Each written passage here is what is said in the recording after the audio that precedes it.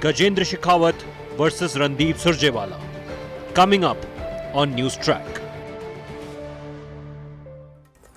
Hello and a very warm welcome. Over the past 3 weeks, we have heard from the protesting farmers, we've heard counters from top ministers in the Narendra Modi government, we've heard opposition bigwigs present their point of view.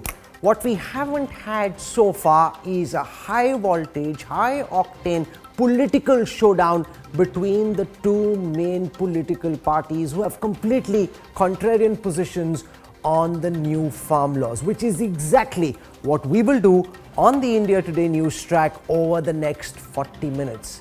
I want to introduce our first guest on this special broadcast, Union Minister for Jal Shakti in the Narendra Modi government, Lok Sabha Member of Parliament from Jodhpur, Gajendra Singh Shekhawat. Welcome, Minister. Squaring off against Mr. Shekhawat to present the opposition's point of view, an agriculturalist himself, a man who understands farmer issues, the chief national spokesperson of the Congress party, Randeep Singh Surjewala.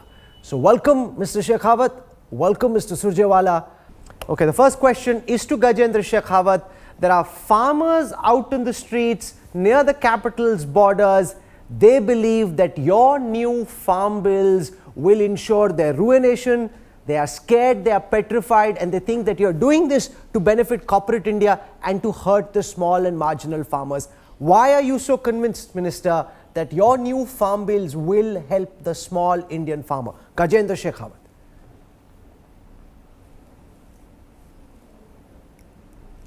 देखिए, ये जो 3 कृषि बिलों में सुधार किया गया है या परिवर्तन किया गया है, सुधार के लिए जो परिवर्तन किया गया है, ये उस पूरी एक श्रृंखला का हिस्सा है जो 2014 में सरकार बनने के बाद में माननीय मोदी जी ने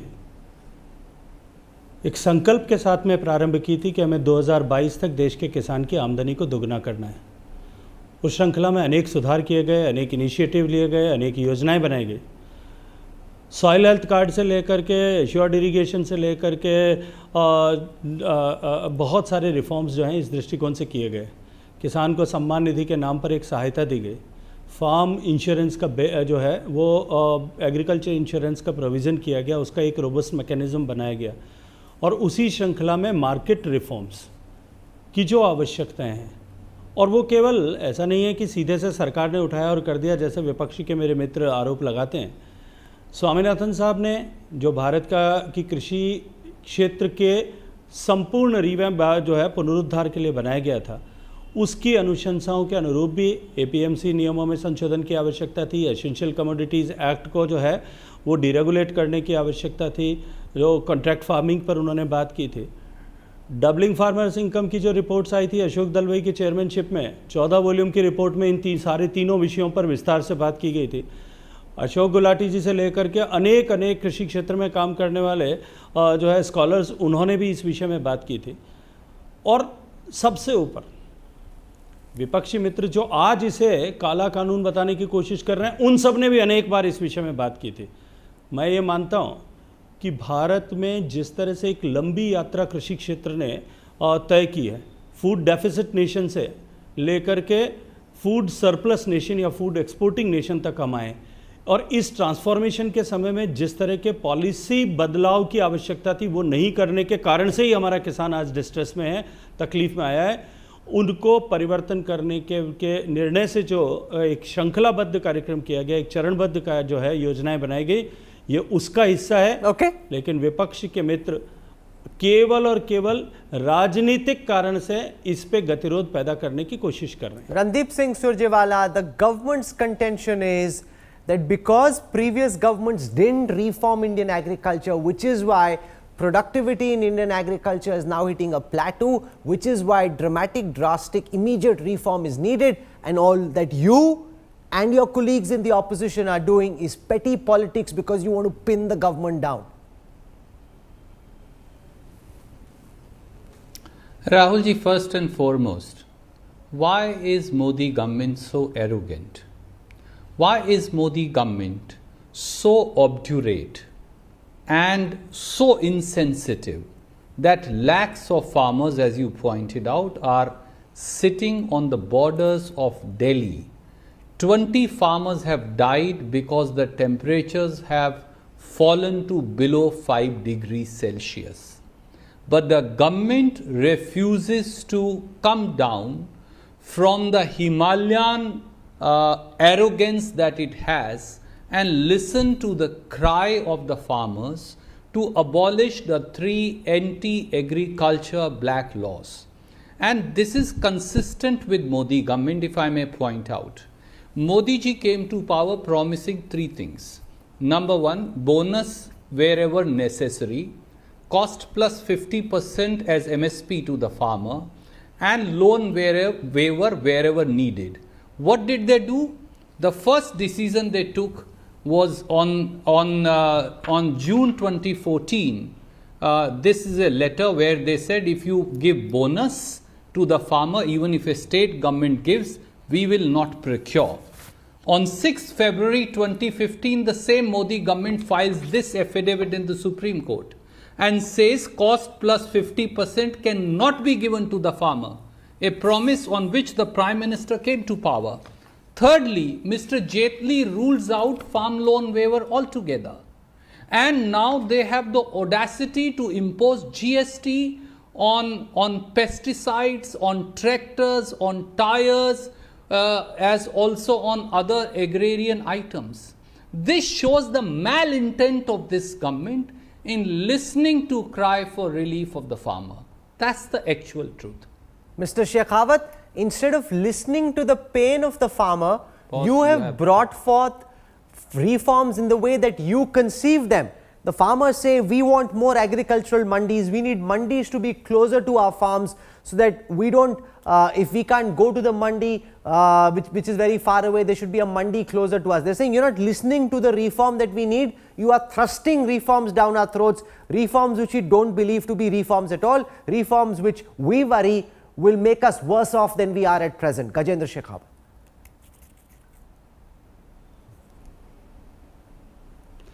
देखिए, सबसे पहले तो मैं सुरजेवाला साहब की बात पर प्रतिक्रिया देना चाहता हूँ। उन्होंने अंग्रेजी के बहुत बड़े बड़े शब्दों का उपयोग किया, असंवेदनशील सरकार है। हम 50% लाभकारी मूल्य देंगे, कीमत पर 50% लाभ जोड़ते हुए, लागत पर 50% लाभ जोड़ते हुए देंगे। स्वामीनाथन साहब की इस रिपोर्ट के ऊपर, जो रिपोर्ट 2006 के दिसंबर में आ गई थी, मोदी जी की सरकार ने तो उसको दे करके बताया है। गेहूं की जो प्राइस 2013-14 में होती थी, उसके कंपैरिजन में आज जो प्राइस है वो 30% अधिक है। 50% लाभकारी मूल्य 22 के 22 कमोडिटीज़ में मोदी सरकार ने देना इंश्योर किया है।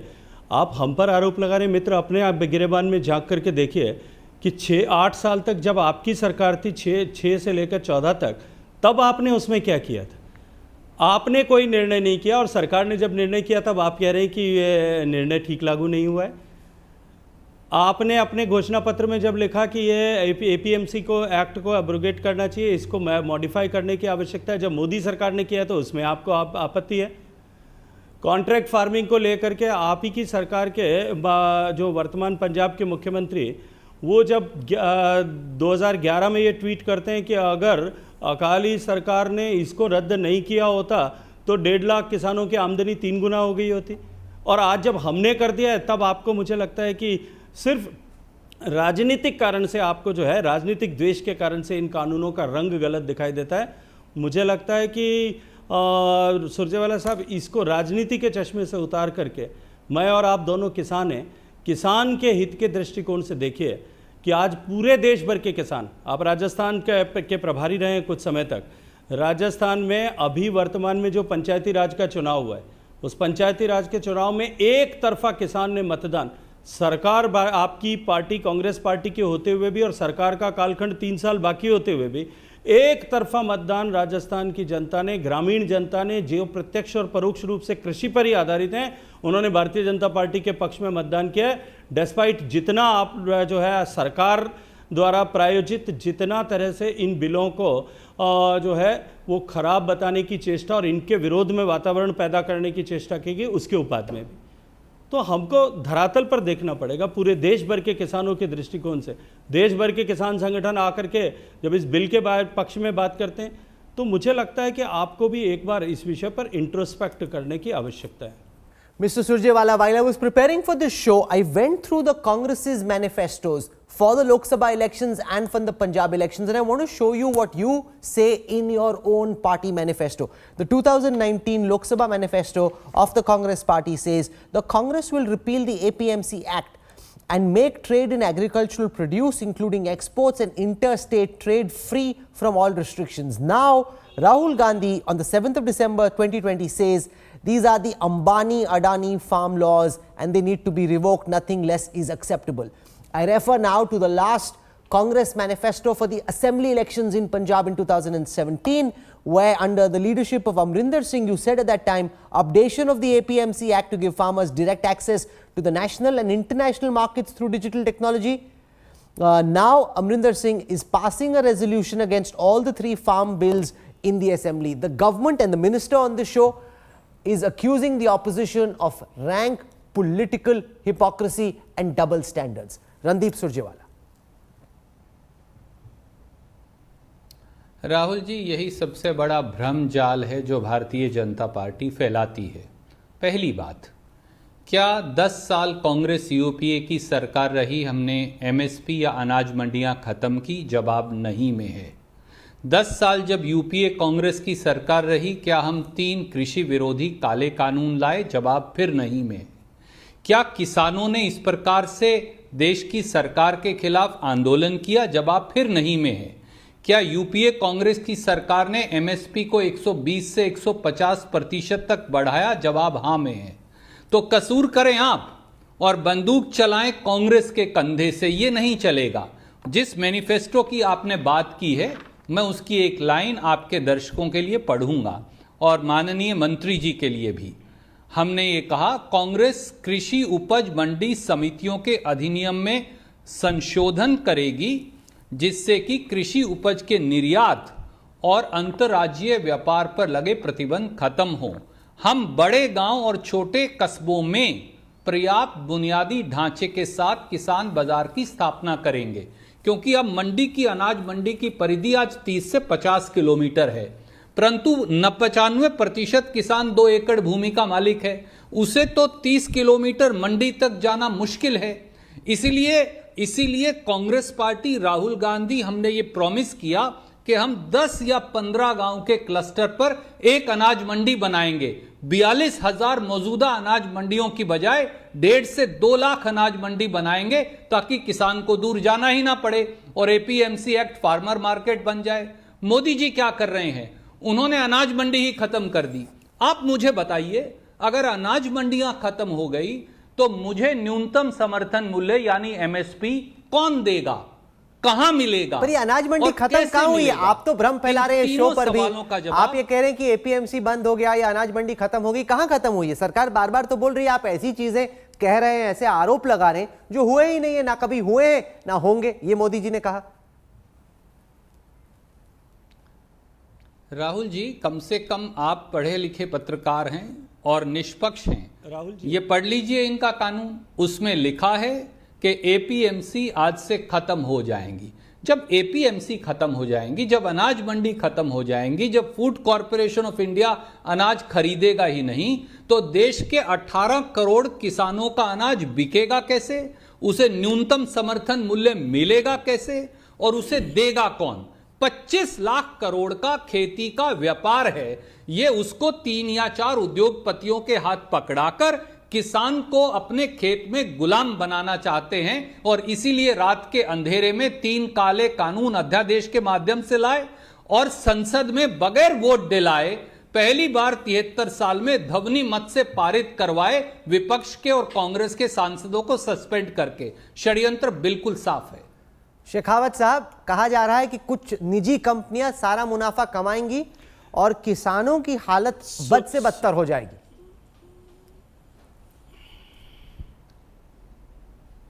नहीं, मैं सुरजेवाला साहब को याद दिलाना चाहता हूं, राहुल जी, 4 दिसंबर 2012 को कपिल सिब्बल साहब ने संसद में एपीएमसी समाप्त किया जाना चाहिए, उसको लेकर के जो भाषण दिया था, एक बार जरूर उसको देख लें। 10 और 11 में जब आपकी सरकार थी, तभी शरद पवार साहब यूपीए कांग्रेस की सरकार के कृषि मंत्री थे, उन्होंने मॉडल एपीएमसी एक्ट लागू किया जाए इसका पत्र राज्यों को लिखा था, उसको भी एक बार उठा करके पढ़ लेना चाहिए। शीला दीक्षित जी ने दिल्ली की मुख्यमंत्री रहते हुए जो स्टेटमेंट्स दिए थे, जो बदलाव किए थे, उसको भी देख लेना चाहिए। फल और सब्जी को जो आपने एपीएमसी से डिनोटिफाई किया था, उसको भी एक बार देख लेना चाहिए। मैंने फिर एक बार कहूँगा कि यदि आप करें तो ठीक है, कोई दूसरा करे तो वो गलत है। इस जो है विचार से, इस मत से हमको ऊपर उठ करके सोचना पड़ेगा। दूसरा विषय, जो मंडी समाप्त होने की बात इन्होंने कही और प्रोक्योरमेंट कैसे होगा, इसकी भी बात कही। इन्होंने कहा कि ऑर्डिनेंस हम रात के अंधेरे में लेकर के आए। मैं सिर्फ आपकी जानकारी के लिए और दर्शकों की जानकारी के लिए बताना चाहता हूँ, सुरजेवाला साहब को तो निश्चित रूप से इस बात का स्मरण भी होगा, उनको याद भी होगा, उनको जानकारी भी होगी कि पिछले साल के कंपैरिजन में भी इस साल जो है खरीद 30% अधिक हुई है। और तीसरी बात अगर मैं कहूँ कि जो यूपीए सरकार के समय में जितना कुल एग्रीकल्चर पर इंफ्रास्ट्रक्चर डेवलपमेंट के लिए पैसा खर्च किया था, उससे 5-6 गुना ज़्यादा बजट जो है केवल एक साल में खर्च किया गया है 2019-20 में। इसलिए इस तरह के जो है आरोप लगाना, मुझे लगता है ये स्वभाव बन गया है कांग्रेस का कि नॉन इशू को इशू बनाना, उसको बाद में झूठ को पैदा करके खड़ा करना और खड़ा करके उसको भगाना। और नॉन इशू को इशू बना रहे हैं, झूठ पैदा कर रहे हैं, झूठ दौड़ा रहे हैं। आप ये कह रहे हैं कि एमएसपी खत्म हो जाएगा, सरकार की प्रोक्योरमेंट खत्म हो जाएगी। सुरजेवाला साहब, सरकार थक गई है बताते बताते कि ना एमएसपी हट रहा है, ना खत्म हो रहा है, ना सरकार की खरीद खत्म होगी। In fact there are laws under the public distribution system and the food security act which require the government to buy from the farmer। तो सरकार खत्म कर भी नहीं सकती क्योंकि उनको गरीब लोगों को जो अनाज है वो देना है, ये सरकार ने संकल्प किया है और इससे वो वापस नहीं हो रही है। क्या इस देश का किसान बेवकूफ और खरीद की क्वांटिटी भी बढ़ाई क्या है। इस देश का किसान भ्रमित है? क्या केवल अकल मोदी सरकार के अंदर और वहां बैठे मंत्रियों के पास है?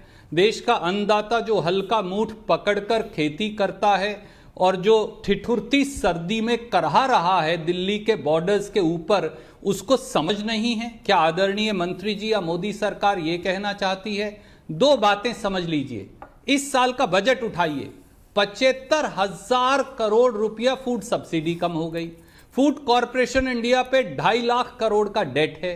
बड़ी सीधी बात है, आप कभी किसी का बयान पढ़ते हैं, कभी शरद पवार जी का, कभी किसी का।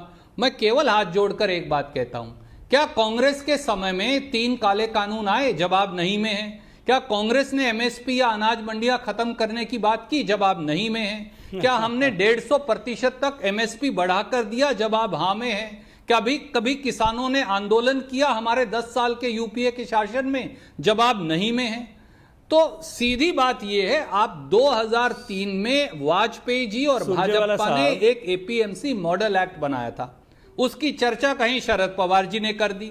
आप अब वो कागज पकड़े बैठे हैं। मैं आपको केवल यह कहता हूं, अगर हम किसान विरोधी होते तो हम 150% एमएसपी में इजाफा नहीं देते।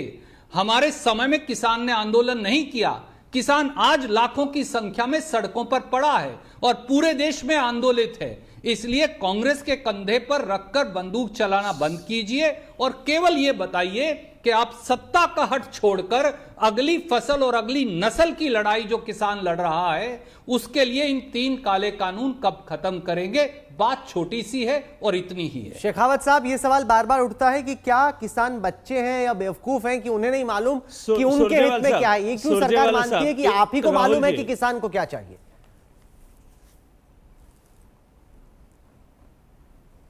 मैं सुरजेवाला साहब को पूछना चाहता हूं कि राजस्थान के किसान को वो क्या समझते हैं कि पंचायती राज चुनाव में एक तरफा भारतीय जनता पार्टी के पक्ष में मतदान क्यों किया है?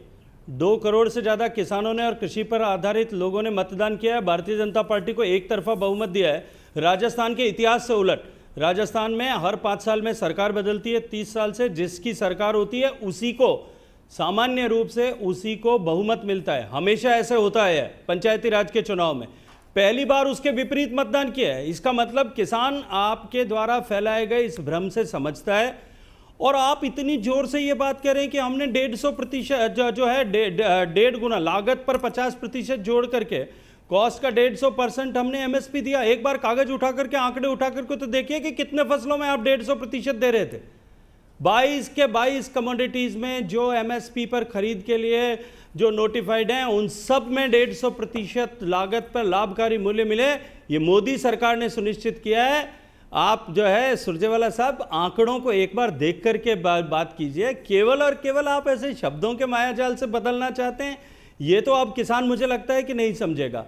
और जहां तक किसान के जो है कांग्रेस पार्टी के कंधे पर बंदूक रखने की बात, चलाने की बात है, माननीय प्रधानमंत्री जी ने जो कल कहा था वो याद दिलाना चाहता हूं। आप किसान के कंधे पर बंदूक रख करके अपने राजनीतिक हित को जो है साधने के लिए गोली चलाना बंद करिए मित्र। सुरजेवाला साहब, इलेक्शन में हार की बात बीजेपी बार बार कहती है कि अगर किसान इतने नाराज होते तो राजस्थान में पंचायत चुनाव आप नहीं हारते जहां पे आपकी सरकार है। बिहार में 15 साल के एंटी इनकम्बेंसी के बावजूद जीत एनडीए की हुई। आप पेंडेमिक होने के बावजूद, इतनी बड़ी महामारी होने के बावजूद, माइग्रेशन की प्रॉब्लम के बावजूद फिर नहीं जीत पाए। अगर किसान इतने नाराज होते तो बार बार थोड़ी आप हारते। राहुल जी, मुझे लगता है कि इस देश के अन्नदाता का इससे घोर अपमान हो नहीं सकता। यह लड़ाई कांग्रेस बनाम भाजपा की नहीं, यह लड़ाई किसान बनाम मोदी सरकार की भी नहीं, यह लड़ाई आजीविका, खेत खलिहान की जिंदगी और मोदी सरकार की हठधर्मिता की है।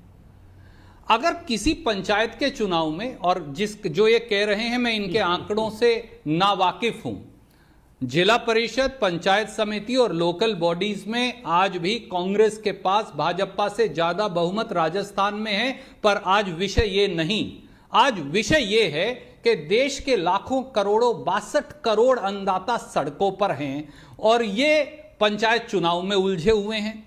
आपने बात कर दी 150% की, मैं ये आपके स्क्रीन पर दिखा रहा हूं। यह है यूपीए और मोदी सरकार की बढ़ोतरी का आंकड़ा, और मैं ये आपके माध्यम से शेखावत साहब को भेज दूंगा। आदरणीय मोदी जी को अवश्य दें। देखिए, हर फसल के अंदर 125, 150, 120% कांग्रेस ने जो 6 साल में बढ़त दी थी, ये अब 41% तक गिर के रह गई है। ये है सच्चाई, ये मैं नहीं कह रहा, ये आंकड़े बोलते हैं। इसलिए माननीय मंत्री जी अगर ये आंकड़े पढ़ लेते और मोदी जी को भी दिखाते तो ऐसा नहीं कहते। और एक बात बताइए, देश का अन्नदाता दिल्ली के बॉर्डर पर बैठा है, प्रधानमंत्री कच्छ जाकर 5 किसानों से बात कर अपनी बात कह रहे हैं। प्रधानमंत्री उन किसानों से बात क्यों नहीं करते? क्या देश के किसान को दिल्ली में आने का अधिकार नहीं? आप बहुमत की बात करते हैं। शेखावत साहब, मैं याद दिलाऊं आपको, आप वरिष्ठ राजनीतिज्ञ हैं, हम आपका सम्मान करते हैं। 1988 में राजीव गांधी जी के पास 402 सांसद थे, आपके पास तो 307 सांसद हैं। देश का किसान दिल्ली आया और राहुल जी आपको याद होगा, उन सारे किसानों को बगैर लाठी मारे, बगैर वाटर कैनन के बिल्कुल दिल्ली के अंदर आने दिया। वो राजपथ पर 1 महीना बैठे। राजीव गांधी जी के मंत्रिमंडल ने उनसे बात की और उनका हल निकाला। पहली बार 73 साल में देश के अन्नदाता को आपने उग्रवादी बना दिया। आप उन्हें नक्सलवादी कहते हैं, आप उन्हें खालिस्तानी कहते हैं, आप उनको दिल्ली के अंदर नहीं आने देते। अगर वो रामलीला ग्राउंड में बैठ जाएं आकर अपनी बात कहने को, जैसा कांग्रेस ने बार बार परमिट किया, चाहे वो अन्ना मूवमेंट थी, चाहे वो टिकैत साहब की मूवमेंट थी, तो आपको एतराज क्या है? अगर वो जंतर मंतर तक आ जाएं तो आपको एतराज क्या है? आप उनको गड़े खोदकर राष्ट्रीय राजमार्ग पर उनसे इस प्रकार का दुर्व्यवहार भी करते हैं और ऊपर से झूठ बोलकर उन्हें नक्सलवादी और उग्रवादी बताते हैं। देश का अन्नदाता अगर उग्रवादी है तो हर देशवासी उग्रवादी है। वो कह रहे हैं कि जब महेंद्र सिंह टिकैत का हुआ था तब तो बोट क्लब में आए थे और उस टाइम की राजीव गांधी सरकार के मंत्री उनसे मिले थे।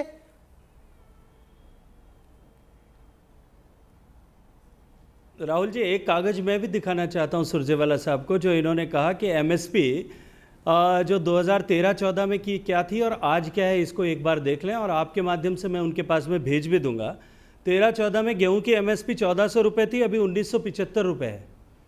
13-14 में बाजरा की एमएसपी 1100 रुपये थी, जो आज 2150 रुपये है, लगभग दुगना है।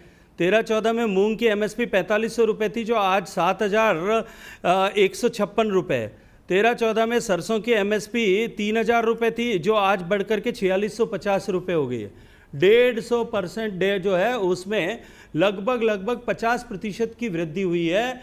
और ये जो आंकड़े आप अभी दिखा रहे थे, एक बार वापस उनको इस दृष्टिकोण से भी देखिए।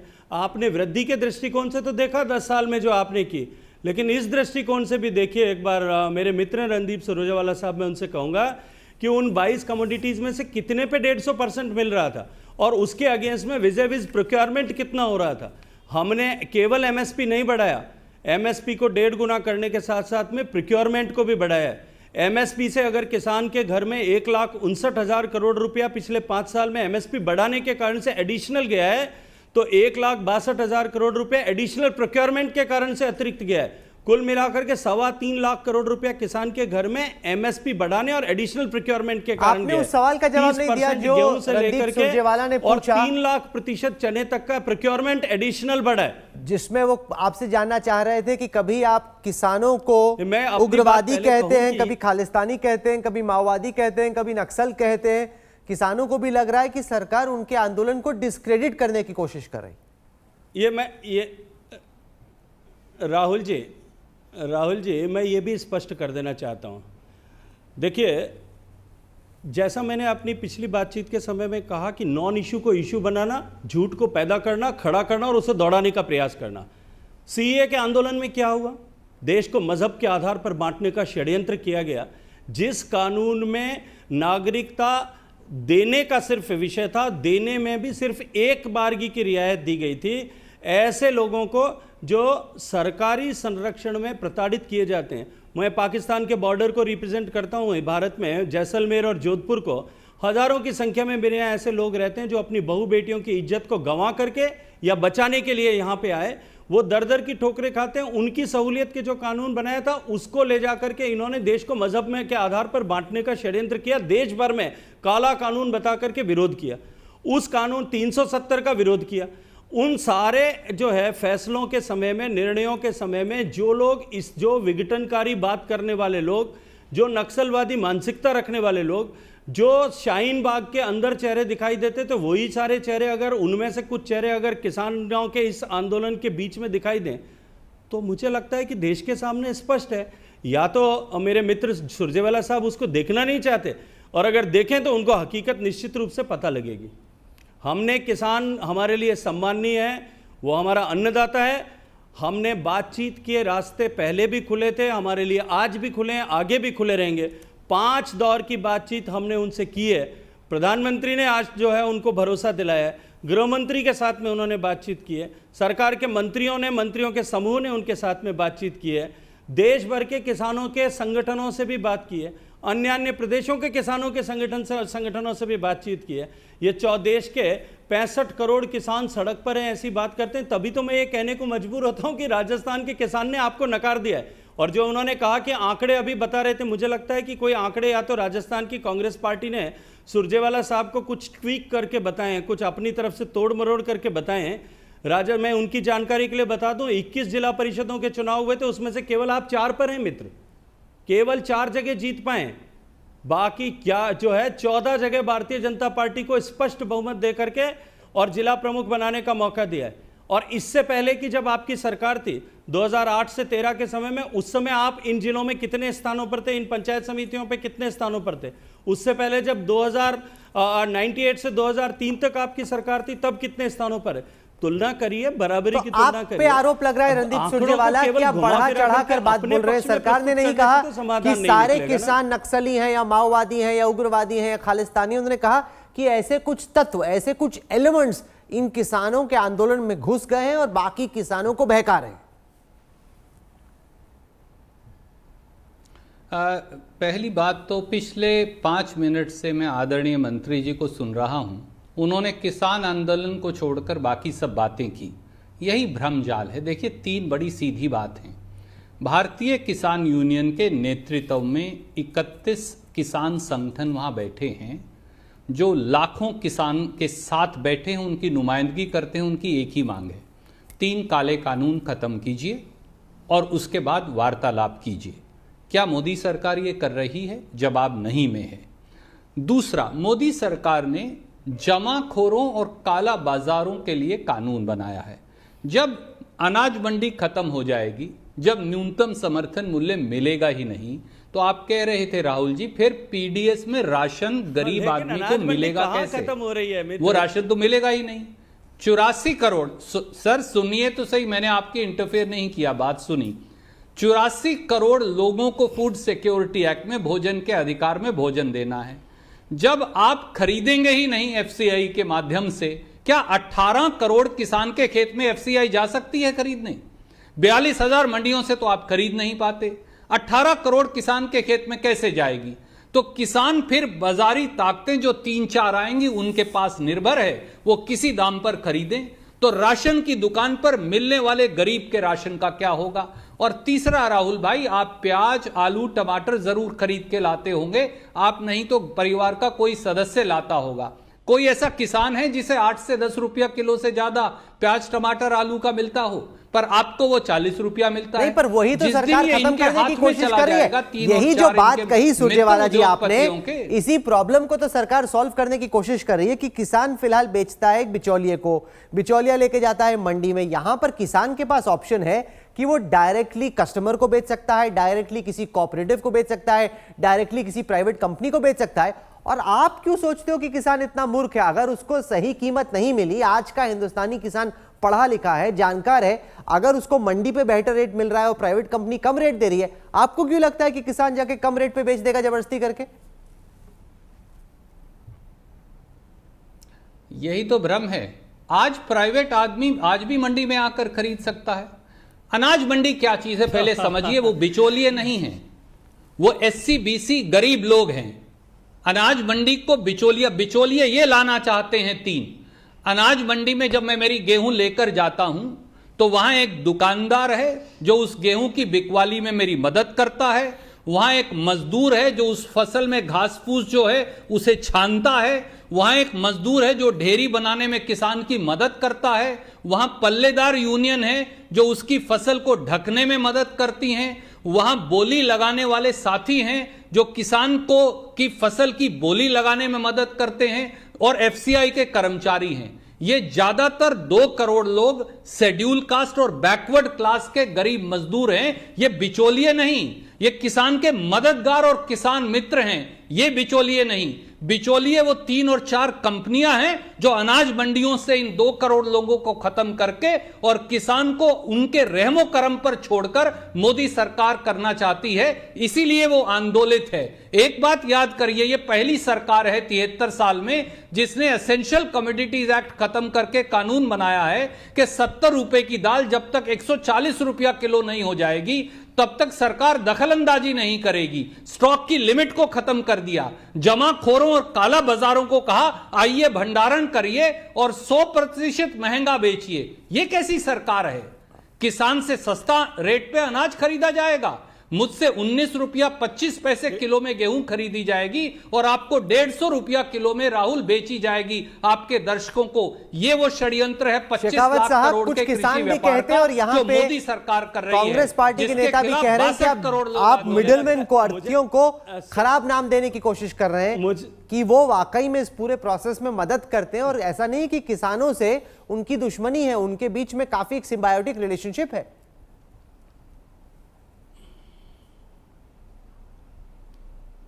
देखिए, मुझे लगता है कि राहुल जी कि रणदीप जी इस विषय को, जैसा मैं हमेशा कहता हूं कि नॉन इशू को इशू बनाने की कोशिश कर रहे हैं, फिर एक नया इशू करने की खड़ी करने की बात कर रहे हैं। और जैसा मैं हमेशा कहता हूं कि समाज को कभी मज़हब के आधार पर, कभी धर्म के आधार पर, कभी ऊंच नीच के आधार पर, कभी जाति के आधार पर बांटने की बात करते हैं, फिर एक बार उस टोन में आ गए हैं कि वो एससी बीसी के लोग हैं। मित्र मंडी रहेगी, ये हम 50 बार कह चुके हैं। प्रोक्योरमेंट होगा, वो हम जो है बार बार कह चुके हैं, हर स्तर पर ये बात कह चुके हैं। कहीं ये विषय ही नहीं है कि मंडी नहीं रहेगी, प्रोक्योरमेंट नहीं होगा। अब जो है मार्केट फोर्सेस प्राइस डिस्कवरी में मदद करें, इस दृष्टिकोण से हम खुला ऑप्शन दें। मैं एक किसान हूँ और मैं आपको एक मेरा व्यक्तिगत उदाहरण देना चाहता हूँ। मेरे खेत से 2 किलोमीटर दूर पे एक प्रोसेसिंग यूनिट है। मैं ग्वार पैदा करता हूँ और बड़ी मात्रा में ग्वार पैदा करते हैं हमारे क्षेत्र के किसान। उस processing unit with in 2 kilometre radius है। मंडी 14 किलोमीटर 20 से लेके 20-25 किलोमीटर तक लोगों के पास में है। आज मेरी ये मजबूरी है कि पहले मैं मंडी में अपना माल लेकर के जाऊं, वहां जाकर के व्यापारी व्यवसायी जो भी है उसको अपना माल बेचूं, वो व्यापारी व्यवसायी से जो है वो प्रोसेसिंग यूनिट वाला खरीदे। अब मैं 2 किलोमीटर में सीधा अगर मंडी को ले जाकर सीधा प्रोसेसर को अगर ले जाकर के देता हूं, जो प्राइस मुझे जो एडिकेट मिलती है, मैं इतना तो भोला नहीं है और किसान भी नहीं है मेरे क्षेत्र का कोई भी, मेरे देश का भी कोई नहीं है कि उसको मंडी में बेटर प्राइस मिल रही है तो वो प्रोसेसर को कम प्राइस में जाकर के देगा। उसको अगर बेटर प्राइस प्रोसेसर दे रहा है सीधा, तो उसके ऊपर ये मजबूरी क्यों कि वो थ्रू मंडी जाकर के उसको खरीदे। मुझे सुविधा है, मुझे मंडी में देना है मैं मंडी में दूं, मुझे प्रोसेसर को देना है प्रोसेसर को दूं। ये आज़ादी अगर मोदी सरकार ने दी है, इसमें मुझे लगता है कि रणदीप सुरजेवाला साहब को और इनकी पार्टी को क्यों दर्द हो रहा है, मुझे तो कोई कारण समझ नहीं आता। आखिरी कमेंट अपनी राजनीतिक रणदीप सिंह सुरजेवाला, ये किसानों की बहुत पुरानी मांग रही है, एक तरफ रख दो। किसानों की बहुत पुरानी मांग रही है कि उनका अधिकार होना चाहिए कि वो कहां, एक मिनट मेरी बात खत्म करने दें राहुल जी। राहुल जी एक मिनट पहले मैं पूरी बात खत्म कर दूं, शायद रणदीप सुरजेवाला जी को जवाब देना आसान होगा। मुझे पता नहीं है कि रणदीप जी कितने किसान आंदोलनों में शरीक रहे हैं, पर मैं बहुत सारे किसान आंदोलनों का साक्षी रहा हूं, सहभागी रहा हूं। आज तक किसान आंदोलन में 2 विषय हमेशा आते थे। एक, किसान को एपीएमसी में ही बेचने की बाध्यता समाप्त हो, दूसरा स्वामीनाथन आयोग की रिपोर्ट लागू करें। स्वामीनाथन आयोग की रिपोर्ट और स्वामीनाथन शब्द और किसान आंदोलन एक दूसरे के सिनोनिम बन गए थे। उसी स्वामीनाथन आयोग की रिपोर्ट पर आधारित बात जब हम कर रहे हैं, तब आपको मुझे लगता है परेशानी क्यों हो रही है, मुझे कोई कारण समझ में नहीं आता। ये पुरानी मांग रही है रणदीप सुरजेवाला साहब कि किसानों के पास अधिकार होना चाहिए कि वो जहां चाहें, जिसको चाहें अपनी जो फसल है बेच पाएं। आखिरकार कोई सरकार किसानों को यह हक दे रही है, और आज भारत का विपक्ष किसानों का यह हक जो कि कई सालों से वो मांगते रहे, उसको आप रोकने की कोशिश करें। Final comments mister Surjewala. Rahul ji, सबसे पहले तो मैं ये बताना चाहता हूँ शेखावत साहब से मुझे, क्योंकि वो खुद ग्रामीण पृष्ठभूमि से हैं, इसलिए बड़ी उम्मीद थी। ग्वार का तो न्यूनतम समर्थन मूल्य होता ही नहीं जिसका वो उदाहरण दे रहे हैं, तो उसके मायने क्या हैं, पहली बात। दूसरी बात, आप कह रहे थे स्वामीनाथन आयोग की, तो ये 6 फरवरी 2015 को सुप्रीम कोर्ट में शपथ पत्र देकर आपने ये क्यों कहा कि स्वामीनाथन आयोग लागू ही नहीं हो सकता? लागत पर 50% कभी दिया ही नहीं जा सकता, क्योंकि इससे बाजार की भाव बिगड़ जाएगा। मैं ये लाइन पढ़ना चाहता हूं ताकि इनके ढोल की पोल खुल जाए। मोदी जी की सरकार ने सुप्रीम कोर्ट में कहा, it is reiterated that MSP is recommended by CACP on objective criteria considering variety of relevant factors. Hence, prescribing an increase of at least 50% on cost may distort the market. तो आपने तो Swaminathan report को dustbin के अंदर शपथ पत्र देकर 6 फरवरी 2015 को डाल दिया। तीसरी बात, आज भी कोई प्राइवेट कंपनी या एजेंसी अनाज मंडी में आकर न्यूनतम समर्थन मूल्य पर फसल खरीद सकती है। जब मैं मेरी गेहूं बेचता हूं तो सरकार के साथ साथ आटा कंपनी, बिस्किट कंपनी, जिनसे आप सामान खरीदते हैं, वो भी आकर खरीदते हैं, कोई पाबंदी नहीं, एमएसपी पर खरीदिए। आज भी rice exporter, rice brand oil बनाने वाला आज भी किसान का धान मंडी से खरीद सकता है और खरीदता है, कोई पाबंदी नहीं। पर जिस दिन अनाज मंडी खत्म हो जाएगी तो फिर राइस एक्सपोर्टर की मर्जी है कि वो किस रेट पर मेरी फसल खरीदेगा। ये किसान को एतराज है, क्योंकि इन्होंने कानून में लिख दिया कि अब एपीएमसी खत्म, एपीएमसी खत्म तो एफसीआई खत्म, एफसीआई खत्म तो एमएसपी खत्म। आप 10,000 रुपया क्विंटल दिल्ली में दीजिए, पर मेरी फसल 10,000 रुपया क्विंटल पर मेरे खेत में कौन खरीदेगा? ये बात कैसे खरीदेगा? ये सवाल उठता है कि ऐसा ना हो गजेंद्र शेखावत साहब, किसानों को आप एमएसपी की, मेरे एक लाइन सिर्फ मैं ऐड करना चाहता हूं। गजेंद्र शेखावत साहब, मैं आज चुनौती देता हूं, आप आज कह दीजिए आज तक इंडिया टुडे पर कि किसान को एमएसपी की गारंटी देंगे आप, जो मोदी जी जब मुख्यमंत्री थे उन्होंने लिखित रिपोर्ट में कहा था। आज मोदी जी की बात मानते नहीं, आप लिखित एमएसपी की गारंटी दे दीजिए, आंदोलन आज खत्म हो जाएगा। आई चैलेंज यू, एक बात पे सारी बात खत्म होती है। जब मोदी जी कंज्यूमर अफेयर्स के एक ग्रुप के चेयरमैन थे तब उन्होंने उस वक्त मनमोहन सिंह सरकार को एक मेमोरेंडम दिया था जिसमें उन्होंने कहा कि एमएसपी को मैंडेट में डालना चाहिए, स्टैट्यूट में होना चाहिए। आज मोदी जी की बात क्यों नहीं मान रहे? ये आखिरी सवाल है मिस्टर सुरजेवाला का।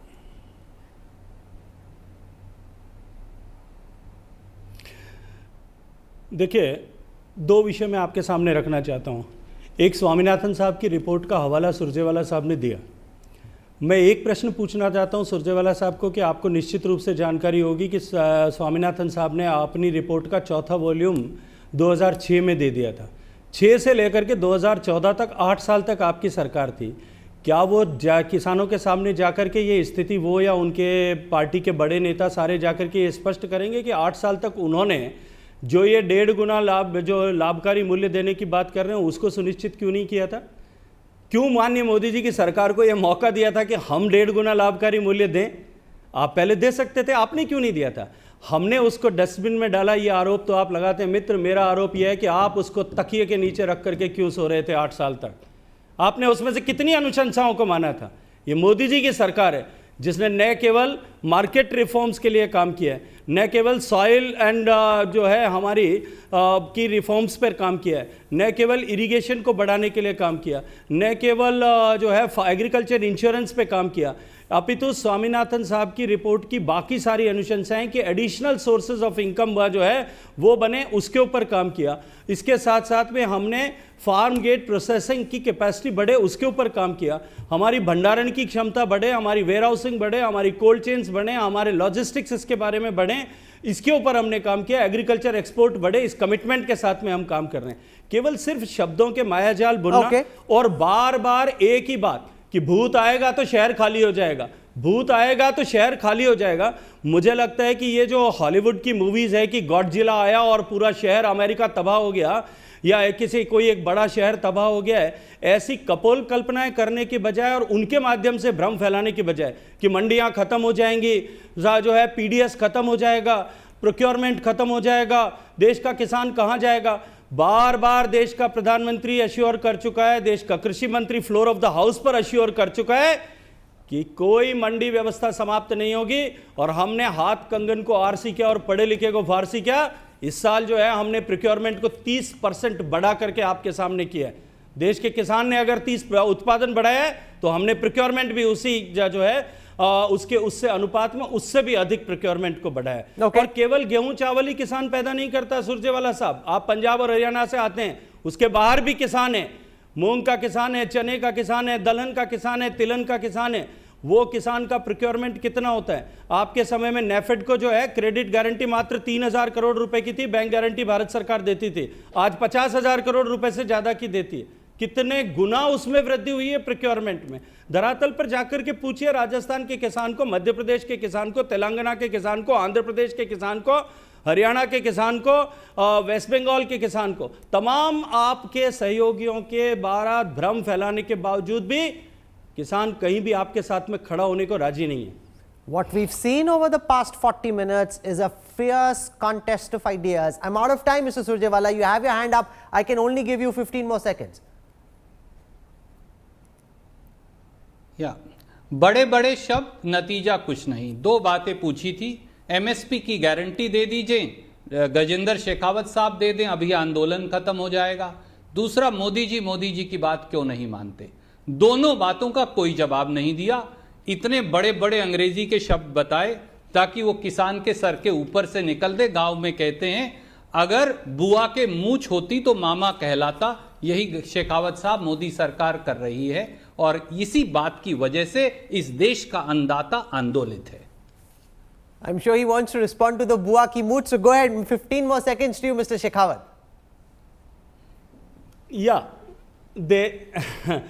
देश का प्रधानमंत्री बारंबार अलग अलग प्लेटफॉर्म से कह चुका है कि एमएसपी पर खरीद रहेगी, मंडियां रहेंगी। हम इस व्यवस्था को समाप्त करने का न तो हमारा कोई उद्देश्य है। और जहाँ तक अंग्रेजी के शब्दों का बात है, एक बार वापस उठा करके देख लीजिए, मेरे तो स्वभाव में भी नहीं है बड़े बड़े अंग्रेजी के शब्द बोलने का। मैं तो गांव का आदमी हूँ, देहात का आदमी हूँ, गांव की या देहात की भाषा में बात करता हूँ। मैं फिर कह रहा हूँ कि बुआ की मूंछ की बात नहीं है, ये बात यह है कि भूत आया कह करके लोगों को भड़काना और डराना बंद करिए।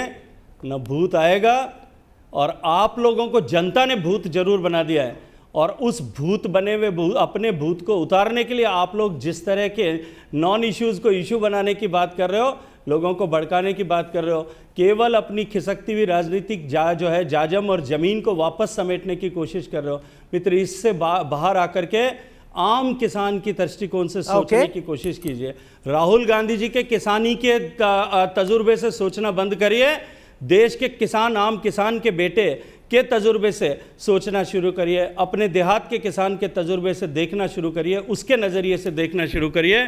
तो आपको लगेगा कि मोदी जी की जो अप्रोच है कि एग्रीकल्चर को प्रोडक्शन सेंट्रिक से एग्रीकल्चर को प्रॉफिट सेंट्रिक कैसे बनाया जाए, उत्पादन केंद्रित से के बजाय लाभकारी किस तरह से बनाया जाए, सब आपको जवाबों के सवालों के जवाब आपको अपने आप मिल जाएंगे। We've seen a fierce contest of ideas, and for lighting up this news और track आप debate, भी अहंकार की गद्दी से उतरिए और किसान की बात सुनिए। आप भी अहंकार की गद्दी से उतरिए। कंपनियों को मुनाफा कमवाने की बजाय अगली फसल और अगली नस्ल की चिंता कीजिए। मोदी जी को फिर कच्छ नहीं जाना पड़ेगा, वो दिल्ली में ही देश के किसान से मुंह रूबरू हो पाएंगे। यही आवश्यक है। अहंकार छोड़िए, राजहट छोड़िए, राजधर्म अपनाइए। यही हाथ जोड़कर देश के किसान की ओर से आपको विनती है।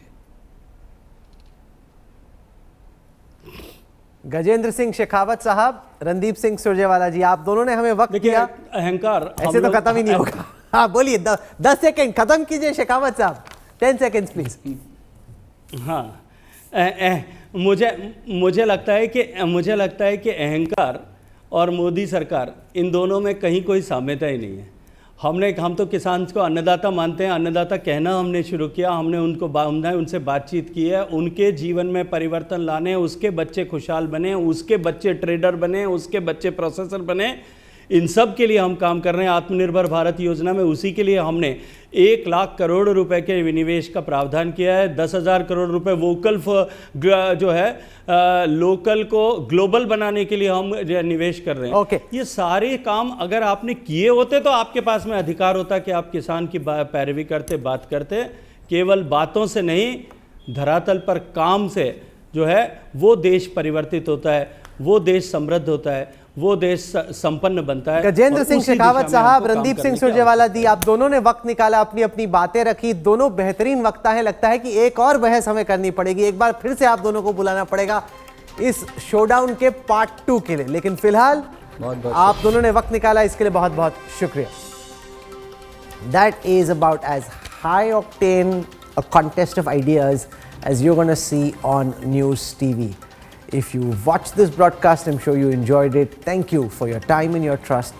It means a lot to each one of us here at India Today. I'm slipping into a break. I'll have more for you on the other side. Stay with us.